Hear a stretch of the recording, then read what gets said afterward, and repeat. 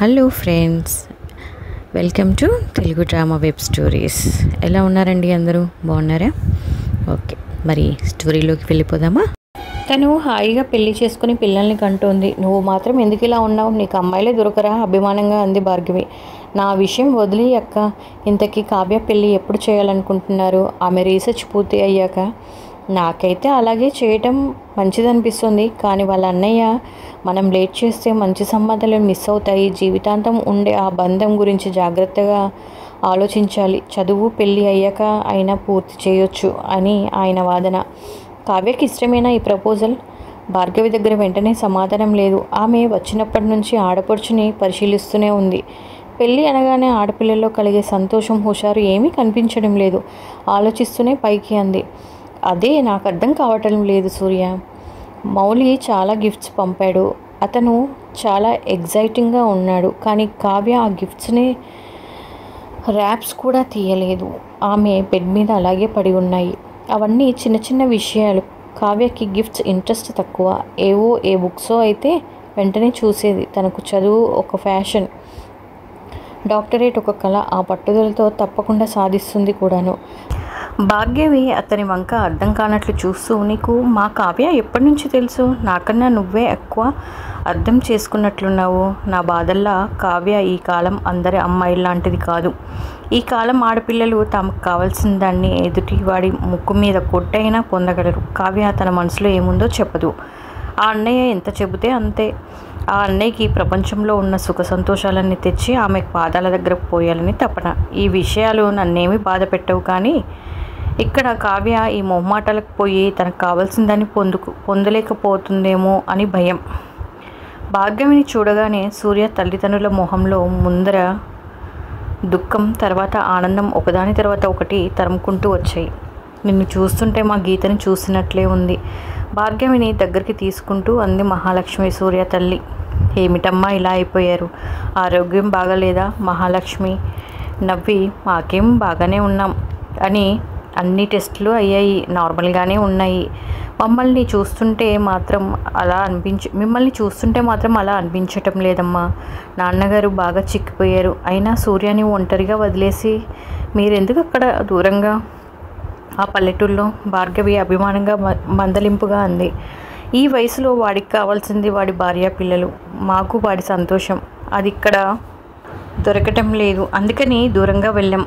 ఎప్పుడైనా వాడు మారి పెళ్లి చేసుకుంటే ఆనందిద్దాం అనుకున్నాం, కానీ అది జరిగే పనిలా కనిపించడం లేదు.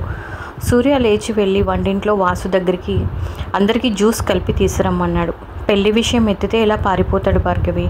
నువ్వైనా చెప్పు వాడిని మంచి అమ్మాయిని పెళ్లి చేసుకోమని. అన్నట్లు అమ్మాయి అంటే గుర్తుకొచ్చింది. ఎవరో కావ్య అని 4-5 రోజులు ఇంట్లో ఉందట. వంటలు కూడా తను చేసిందట. ఆ అమ్మాయి ఎవరో చెప్పమంటే వాడికి చాలా కోపం వచ్చింది. నేనేదో వాడిని అపార్థం చేసుకున్నట్లు అర్థం చేసుకున్నాడు. గంటసేపు ఈ కబుర్లు ఆ కబుర్లు చెప్పుకున్నాక ఇంటికి వెళ్ళటానికి లేచింది భార్గవి. నేను దింపుతాను ఉండక్క అని సూర్య అనటంతో భార్గవి ఆగిపోయింది.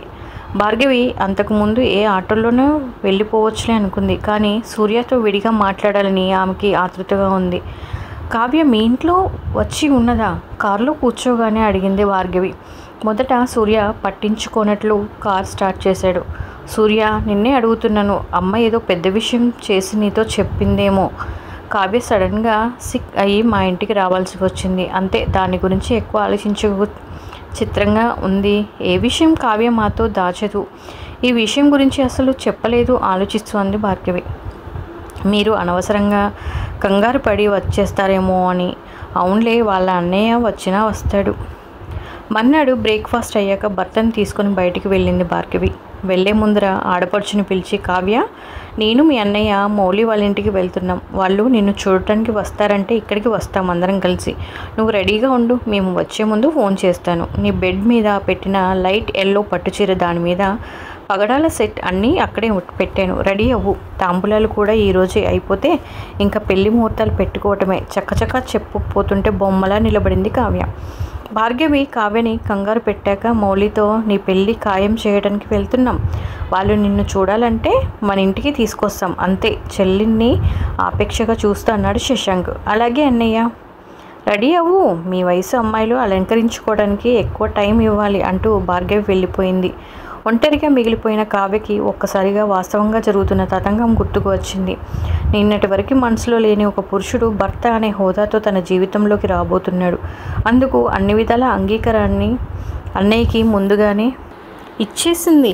మాట ఇచ్చేటప్పుడే కానీ ఆ తర్వాత కానీ పెళ్లి గురించి తను సీరియస్గా ఆలోచించలేదు. అందరి జీవితాల్లో పెళ్ళి ఎంత సర్వసాధారణంగా జరిగిపోతుందో తన లైఫ్లోనూ అంతే. దానికి ఒక ప్రయత్నం చేయాలని అనుకోలేదు. కానీ ఇప్పుడు జరుగుతున్నది ఏమి? తన మనసు ఆనందాన్ని ఏమాత్రం నింపటం లేదు. కారణం తన మనసు పెళ్ళికి రెడీ అవ్వలేదు, లేకపోతే మౌలి మీద ప్రేమ అనే భావం కలగకపోవటమా? ఆలోచిస్తూ షాంపూ చేసి జుట్టు ఆరబెట్టుకుంటూ చీర కట్టుకుంటూ నగలు అలంకరించుకుంటూ ఆలోచిస్తూనే ఉంది. రూపం ఇవ్వని ఆలోచనలు, పరిష్కారం చెప్పని ఆలోచనలు. ఇంతలో కాలింగ్ బెల్ మోగింది. అన్నయ్య వదిన వెళ్ళి గంటయిందేమో, అంతలోనే వచ్చేసారా అనుకుంటూ అద్దంలో ఒకసారి తనను చూసుకుని హడావుడిగా వచ్చి తలుపు తీసింది. ఎదురుగా సూర్య, ఎప్పట్లా చిరునవ్వుతో. ఎందుకో సూర్యని చూడకుండా ఉండాలని అంతకుముందే మనసులో నిశ్చయించుకుందేమో కావ్య. నవ్వుతూ మనస్ఫూర్తిగా లోపలికి ఆహ్వానించలేదు. అయినా అతను అవేమీ పట్టించుకునే స్థితిలో లేడు. ఆమెని దాటుకుంటూ లోపలికి వచ్చాడు. మీరేంటి ఇంత పొద్దున్నే? ఆఫీస్ లేదా? ఆదివారం మర్చిపోయారా? మీరు అప్సరస్లా రెడీ అయ్యారు. పెళ్లివారు కోసమా? కావ్యకి సూర్య త్వరగా వెళ్ళిపోతే బాగుండును అనుకుంటూ అతను వేసిన జోక్కి సీరియస్గా చూసింది. ఏమిటి అంత కోపం? హాయిగా పెళ్లి చేసుకోబోతున్నారు. ఇంతకీ నీ రీసెర్చ్ ఇంతటితో ఆపేస్తారా? పాపం మీ గైడ్కి ప్రేమలో పడను, పెళ్లి చేసుకోను అంటూ చాలా మాటలు ఇచ్చారు, వాగ్దానాలు చేశారు. ప్లీజ్ సూర్య, నన్ను హేళన చేయకండి. నాకు అన్నయ్యకి ఇచ్చిన మాటే ముఖ్యం, ఆ తర్వాతే ఎవరైనా. ఓకే, అయితే మీ మనసు చెప్పే మాట ఏమీ లేదా? కావ్య చికాగ్గా చూసింది. మీరేమిటి కొత్తగా నా మనసు గురించి మాట్లాడుతున్నారు? అయినా ఆడపిల్లల మీద మీ అభిప్రాయం మారుతోందా? అలాగే అనుకోండి కావ్య. నన్ను పెళ్లి చేసుకుంటారా? తాను తెచ్చిన ఎర్ర గులాబీ ముందుకు చాచి రొమాంటిక్గా అడిగాడు సూర్య. కావ్య బిత్తరపోయింది. అసలే ఆమె మనసు రకరకాల ఆలోచనలతో అలసిపోతుంది. దానికి తోడు ఈ ఉపద్రవం ఏమిటి? సూర్యవంక అలాగే చూస్తూ నోట మాట రానట్లు ఉండిపోయింది.